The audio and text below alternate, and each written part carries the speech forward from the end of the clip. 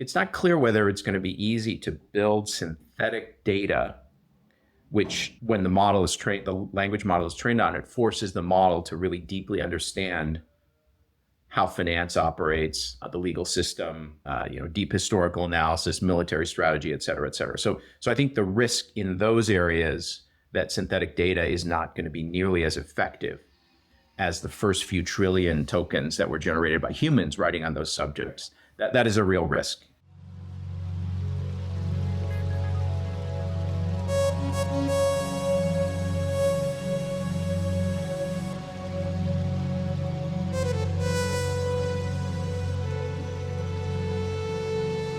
Welcome to Manifold. This is a special episode. I'm recording from Reykjavik, Iceland. I have a few hours before I have to go to the airport. I'm on my way back to Michigan, and I thought I would record some thoughts about this trip.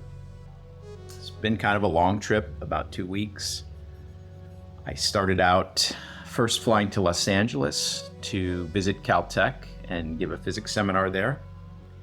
Then I continued on to Frankfurt to attend a meeting of what I call oligarchs, i.e. the people that secretly or not so secretly run the world. And then after that, I came on my way back from Frankfurt. I stopped here in Reykjavik to give another physics seminar. And also because of my interest in deCODE, which is a genetics or genomics company, a very famous one if you're in the field, that was founded over 25 years ago. And so what I'll do in the next few minutes, this will probably be a relatively short episode of Manifold, is just share some of my thoughts about my trip.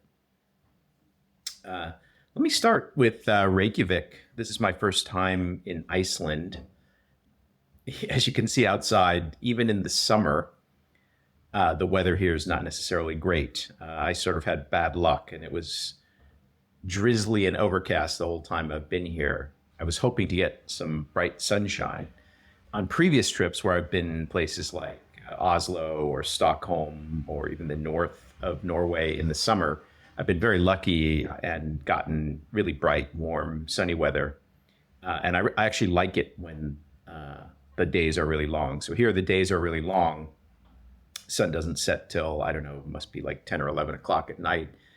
And, but because of cloud cover, it's not been as pleasant as those other trips that I just mentioned. It's an amazing place. The population here is only not even 400,000 people, and yet they have established a very high functioning civilization. And I got to see the pinnacle of that civilization because I visited the physics department at the University of Iceland, and also got to talk to people from deCODE genetics. And let me first talk a little bit about deCODE. It's a very interesting company because people in Iceland are a little bit obsessive about genealogy. They had the ambition, which they achieved, of really being able to calculate genotypes for essentially all of the population of Iceland after genotyping some relatively small fraction, I think maybe half of the population. But by genotyping half the population and knowing the genealogical tree for the country, they're able to, in a sense, impute the genotypes of everybody in the country. And they've published many, many really impressive papers using this data set. The history of the company is quite interesting. It went public quite a long time ago, but I think ultimately wasn't very profitable. In a way, this sort of mirrors the trajectory of 23andMe, which I could discuss in a minute. Then deCODE was acquired by Amgen, so it's now a division of Amgen. And a lot of this genetic science that's developed in the last 20 years or so, of course, the natural place people might get excited about it or feel that it's going to generate profits or revenue, economic returns, is in drug discovery. But because most major diseases are not monogenic or even close to monogenic, they're usually the risk that an individual has is influenced typically by hundreds or thousands of different loci or specific genetic variations among your genome, within your genome, there isn't necessarily a good drug target even after you've fully characterized the genetic architecture of the disease.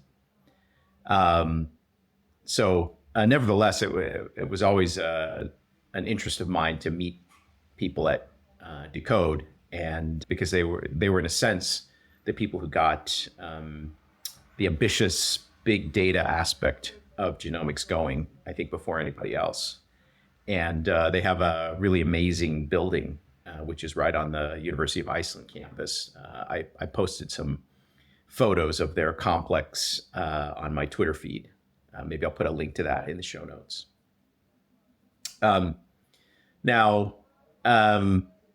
The other aspect of Reykjavik, which I hadn't thought of at all until I got here, was the World Chess Championship in 1972, where Bobby Fischer defeated Boris Spassky and became the first actually maybe not the first world chess champion, but in the modern era, the first American world chess champion.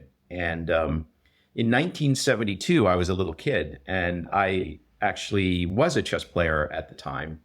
And so I remember very vividly the excitement around Bobby Fischer. I don't know if I remember the games being on TV. I think I actually do.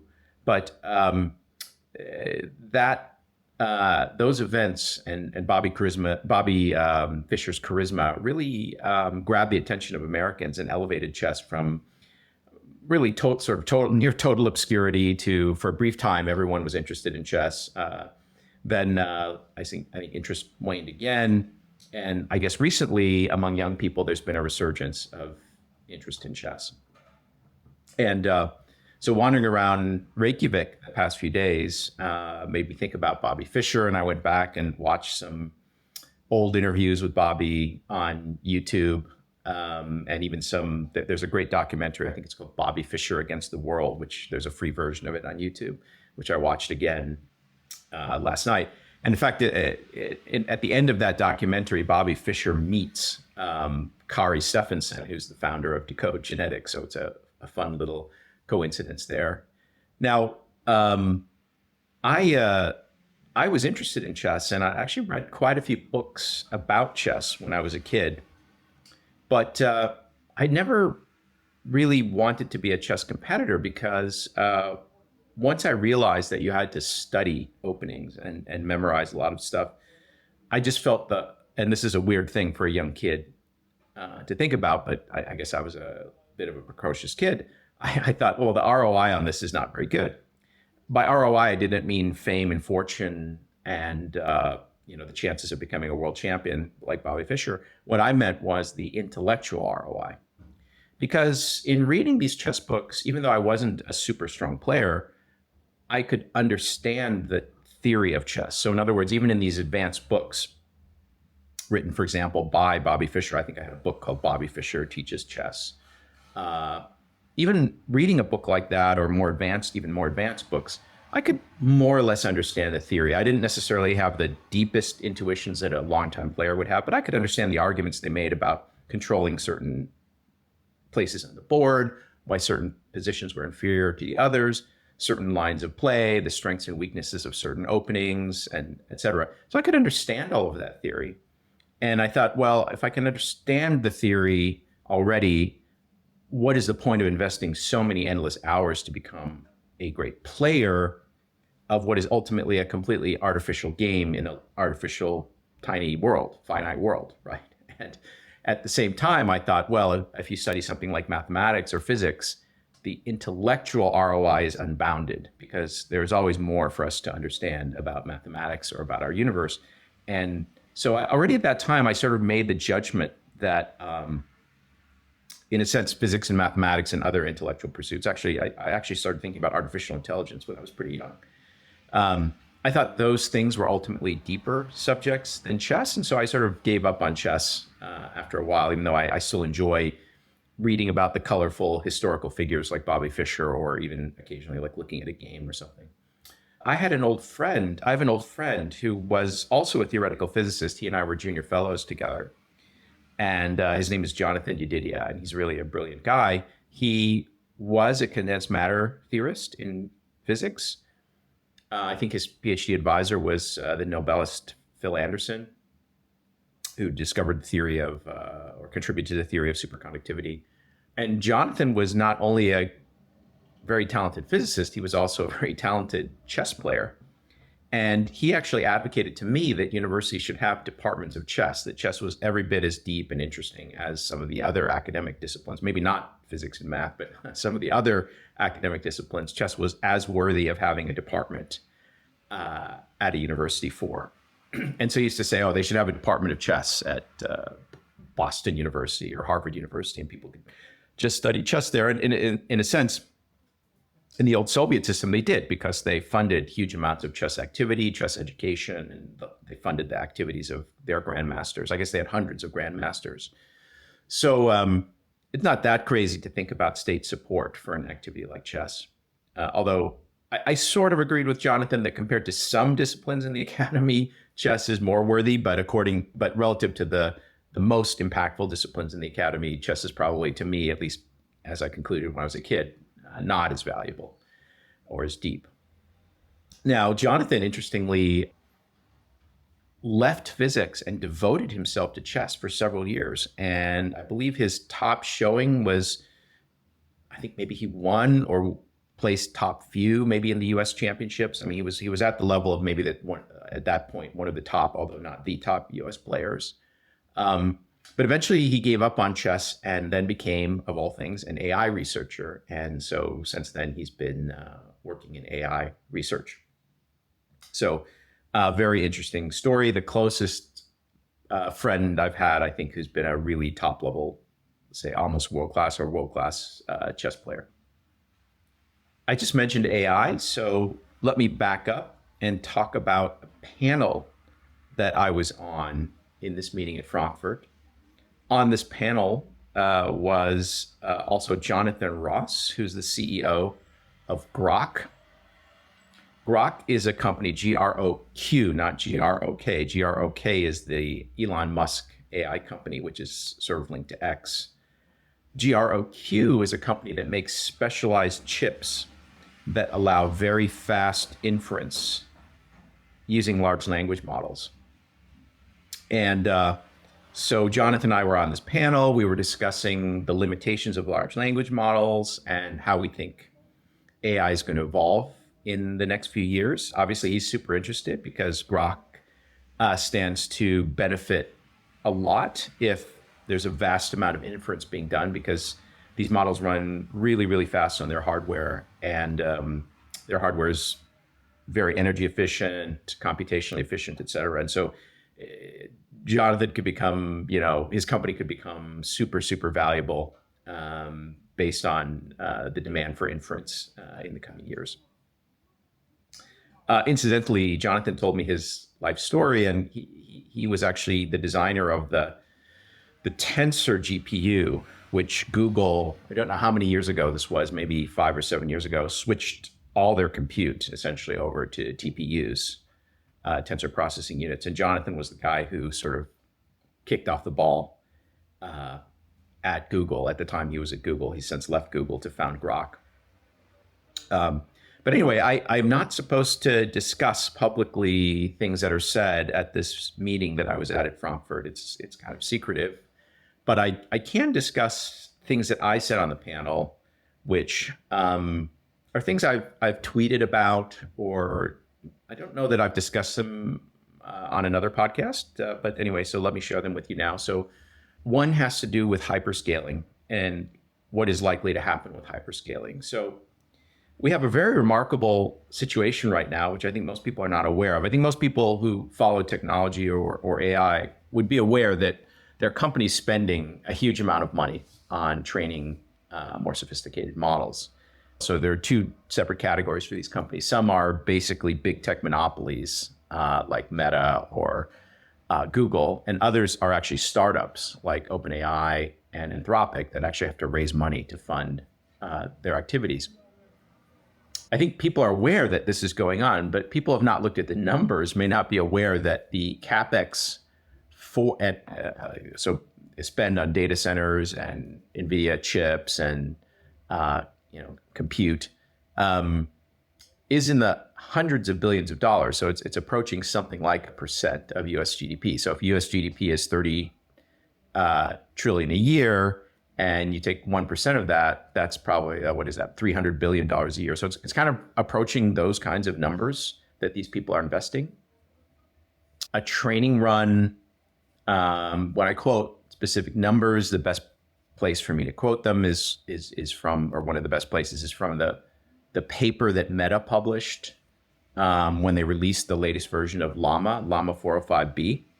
Because Meta is particularly open. That's an open source model. You can download the weights, you can use it, modify it, and consequently, they're also quite open about their research and how much money they spent, how their training runs went, et cetera, more so than some of the other companies that are closed source.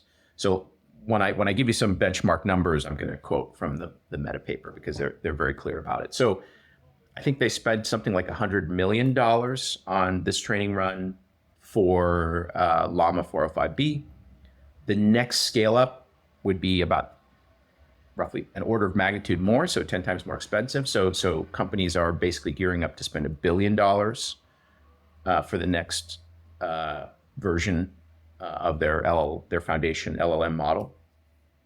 And this word hyperscaling refers to empirical relationships between the amount of compute that you do to train your model, to optimize it, the size of the model, i.e. how many neural connections there are in the model, how many, say, if you like real variables or floating point 16 or floating point 8 variables that are actually in the model, characterize the model, the internals of the model. And then the third quantity is the amount of training data that's used. And there are power law relationships between these three quantities, which are established empirically. So if you want to improve the performance of your model optimally, there is a relationship between, say, if I increase the amount of compute that I'm willing to pay for it by 10x, how much bigger should I make the model? And how much more data should I have available for the training of the model in order that I can stay on this optimal curve of progress? And so these companies that I mentioned and others are trying to hyperscale, move along this curve in the hopes that the better and better generations, following generations of their large language models will have new emergent capabilities, which really, are qualitatively different than what the model could do before, and therefore extremely valuable, maybe even getting to AGI itself. And so in this last training run, Meta spent about $100 million. The next run will be $1 billion of compute. And what's interesting is that the empirical scaling laws suggest that the amount of data you need, or at least for their architecture, I should mention that these scaling laws can be different for different architectures. And I'll come back to that in a moment. But for the Meta people and their specific Llama architecture, they roughly need the square root. If they increase the compute amount by, say, 10x, they roughly need the square root of that, which is 3.3 or something, a little more than 3 times more training data. So 3 times more words or 3 times more tokens in the language of the AI field.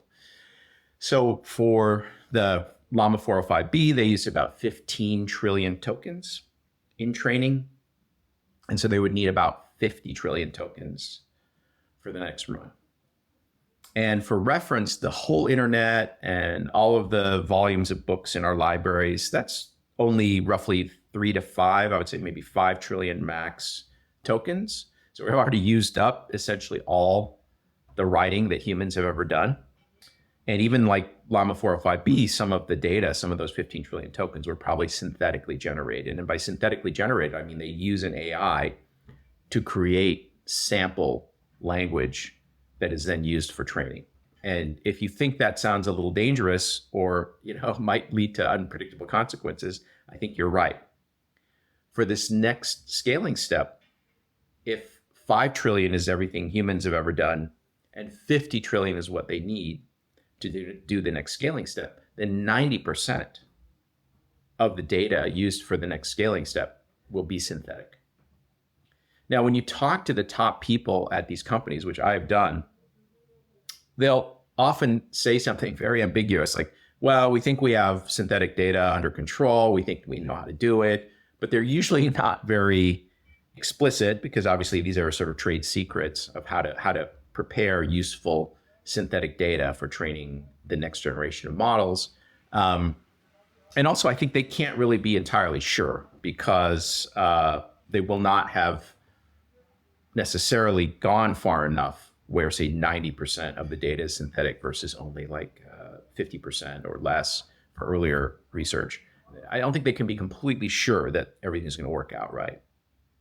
Now, there are areas where you can imagine the synthetic data works really well. So there were some recent papers about models. So for example, DeepMind has built a model that is really good at solving international mathematics Olympiad problems. And these are very difficult problems where the solution to the problem actually involves a kind of proof. And they've built a model that scores at the silver medal IMO level, which is really among the top kids on the planet in terms of the ability to do this. So it is way better than the average human at doing this kind of mathematics. And for that, they used a lot of synthetic data. One could say that for a very well-defined field like mathematics or physics, where the basic rules are kind of understood and a lot of techniques are well understood, that one could just build software which combinatorially combines different axioms and theorems and tricks and stuff to produce problems and proofs and solutions of problems, which are valid, which actually express the use of these tricks or the concepts behind the axioms, et cetera, but in a way that then the model, in forcing the model to predict how the proof goes or to build its own version of the proof, you're forcing it to build in its neural network structure something that encodes deep concepts about mathematics. And so you can imagine in that domain, this kind of synthetic stuff could work.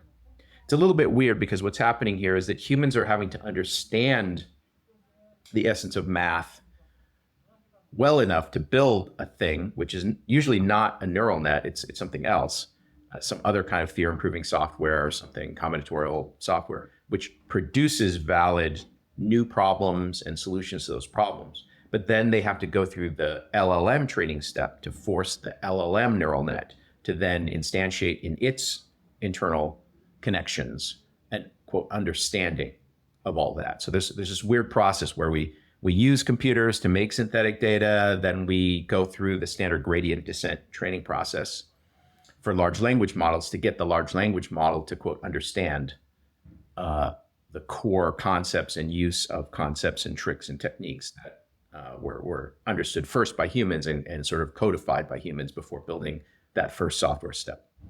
So very interesting situation here. Now, places where the models don't do so well and people would like them to do better is analyzing things like business problems, finance, legal issues, medicine. And those are really a lot fuzzier, less structured than mathematics or physics. So it's not clear whether it's going to be easy to build synthetic data, which when the model is trained, the language model is trained on, it forces the model to really deeply understand how finance operates, the legal system, deep historical analysis, military strategy, et cetera, et cetera. So I think the risk in those areas that synthetic data is not going to be nearly as effective as the first few trillion tokens that were generated by humans writing on those subjects. That is a real risk. And so if the hyperscaling effort fails, and by fails, I don't mean that the models,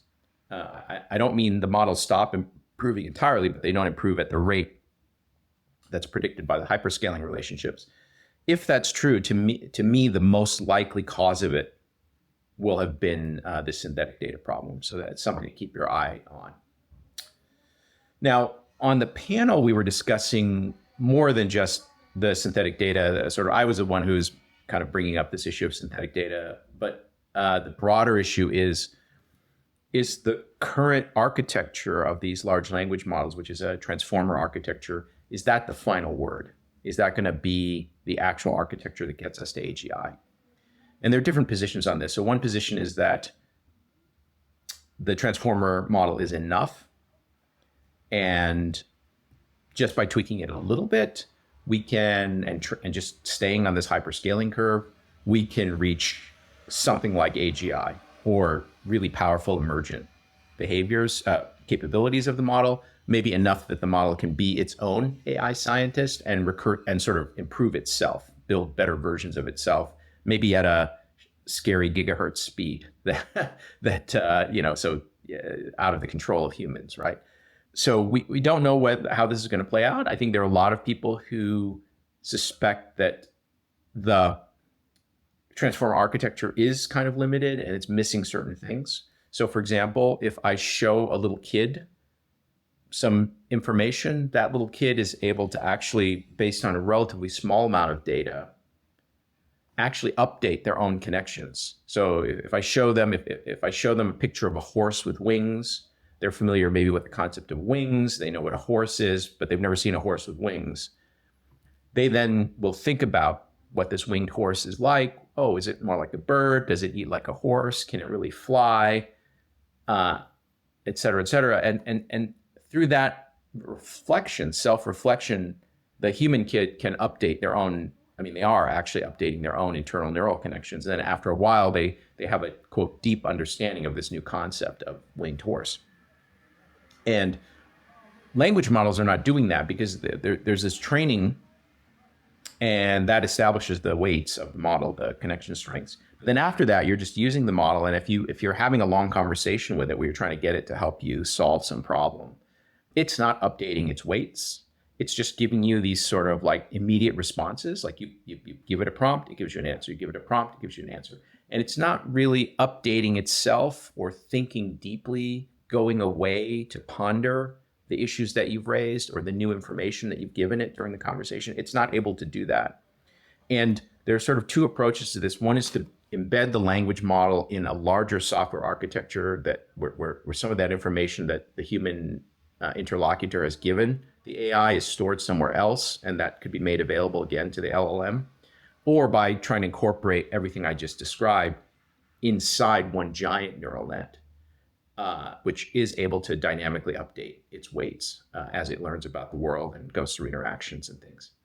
The second thing, well, both of these things are future work. So our company, SuperFocus, actually builds this kind of externalized software architecture, which uses LLMs as subcomponents, but uses sort of more traditional software to do things like store a memory of what was said earlier or store some base information that the model should rely on, et cetera. So it's not modifying weights or connection strengths inside a neural network, but it is storing things and, in a sense, updating the overall understanding of the AI, which includes the LLMs, without changing the LLM structure itself. I think what some people would hope to do is build a big neural net, which is more like a child's brain, which is capable of doing all the things I just described, but within a neural net architecture.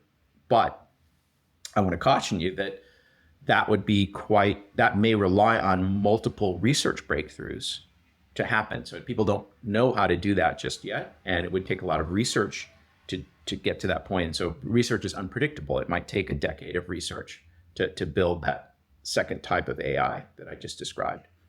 I am confident that even with no more additional improvement of LLMs, or maybe just one or two steps in the hyperscaling trajectory, we will be able to build these sort of hybrid systems, which include both LLMs and then some sort of more old-time traditional software techniques, computer science techniques. And that thing will look like an AGI to most people. It will be able to do things like solve problems for you, give you advice. In our case, for our company, we're using them for customer support applications. They're not quite good enough to do things like replace a management consultant or associate at a law firm or MD specialist. They're not good enough to do that. And that may be a thing for the future, but at the moment, I don't think it's really possible to do that. But in a few years, maybe, and in 5 or 10 years, I think absolutely it's possible. So that's what we discussed on this panel. And you may not be an oligarch, but by listening to this podcast, you can have access to some of the information that these oligarchs have access to. Let me conclude by talking a little bit about physics. So really the bookends of this trip were seminars I gave at Caltech and at the University of Iceland on something called black hole information, quantum black holes. And obviously, this is a very specialized topic, so it's not really something I'm going to be able to convey to you, certainly not on a podcast, certainly not without equations. Now, the slides for my talk are available online. If you look at my Substack or you look at my Twitter feed, you can find links. I occasionally post links to the slides, but it's a very specialized topic.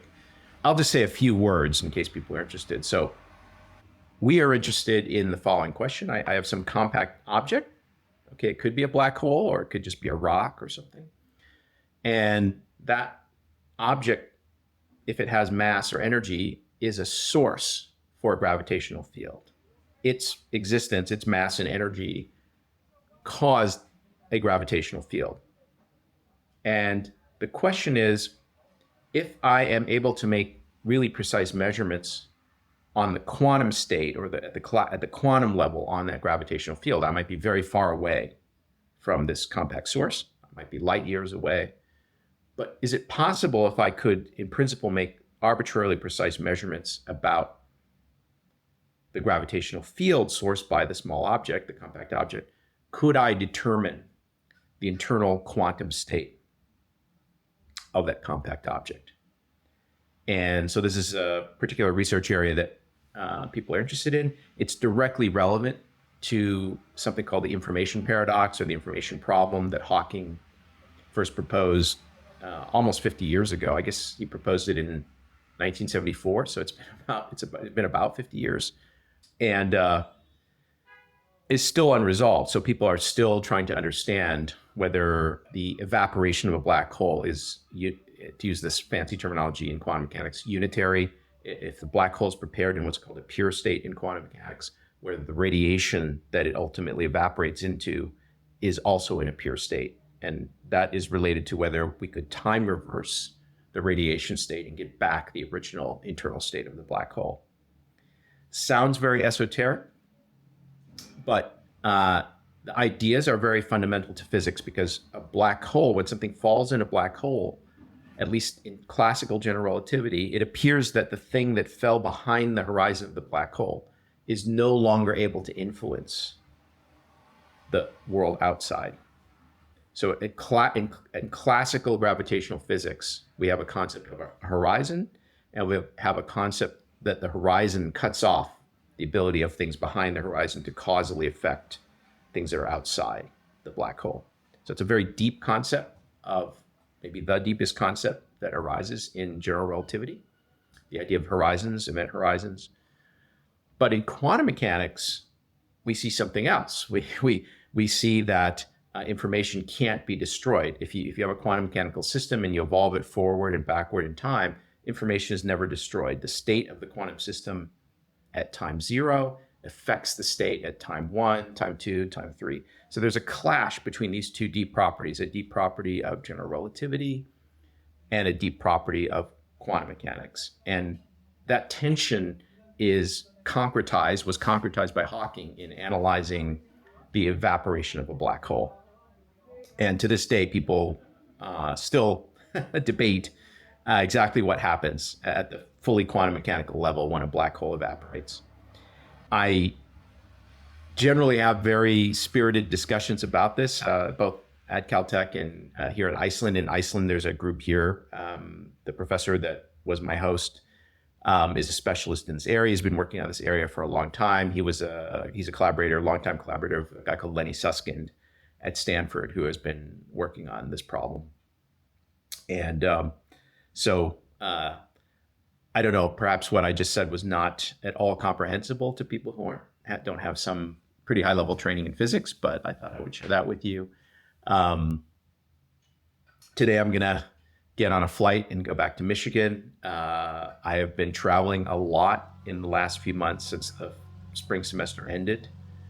At MSU, I've been all over the place. I can't even count all the different events I've attended this summer or meetings that I've had, but it's been a really great summer. I need to actually go home and recharge a little bit. I'll have a week or 10 days before the fall semester starts. And hopefully I can be ready for that. So Thanks for listening. This is a pretty short podcast. I think I've said all the things that I wanted to say and given you a little bit of update, a little bit of color on what I've been up to for the last few weeks. Thanks for listening.